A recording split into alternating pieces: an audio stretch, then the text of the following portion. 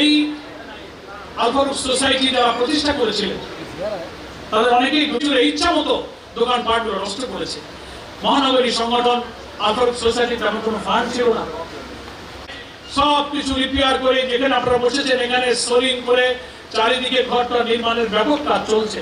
তো এখানে প্রায় আরো কিছু কাজ সামনে, মিস্ত্রি, টাইলস, ওয়ারিং, রং, জানালা, collapsible gate, AC, feature, sound system, CC camera সব মিলে ১.৫ লক্ষ টাকার মতো কাজ। ১.৫ কোটি ঐতিহ্য অনুযায়ী আমাদেরকে সজাগ থাকতে হবে। এত ত্যাগের বিনিময়ে স্বৈরাচার মুক্ত আমাদের দেশ, এই দেশে আর যেন কোনো কালো চিলের থাবা না পড়ে। আল্লাহ তাআলা আমাদেরকে সাহায্য করুন। শিক্ষা সংস্কারের জন্য কমিশন করা হয়েছে, আমরা বিস্মিত। সেখানে আমরা দেখলাম যে একদম খাড়া আল্লাহকে অস্বীকারী মানুষেরা সেখানে বসে গেছে। তারা কি শিক্ষা দিবে এই জাতিকে, কি সংস্কার দিবে তারা?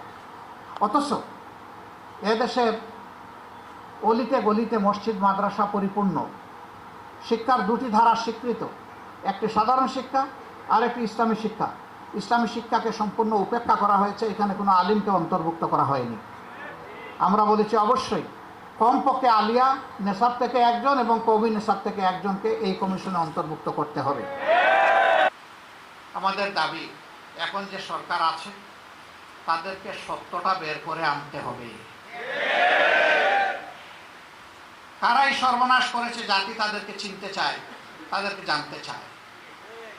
এই কাজ যারা করেছে নিঃসন্দেহে তারা দেশের বন্ধু না শত্রু?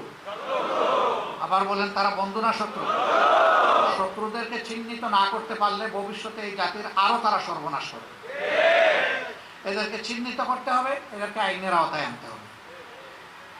আর নির্দোষ মিডিয়া সদস্য যারা এখন জেলের ভিতরে ঢুকে ঢুকে মরছে, ইনসাফের দাবি হচ্ছে তাদের বিষয়ের পরিসমাপ্তি টেনে তাদেরকে মুক্ত করে দেওয়া। কিন্তু সত্যিকারের দোষী যারা, তাদের অবশ্যই মুক্ত করা ঠিক হবে না। এদেরকে তাদের উপযুক্ত শাস্তিটা বুঝাই দেওয়া।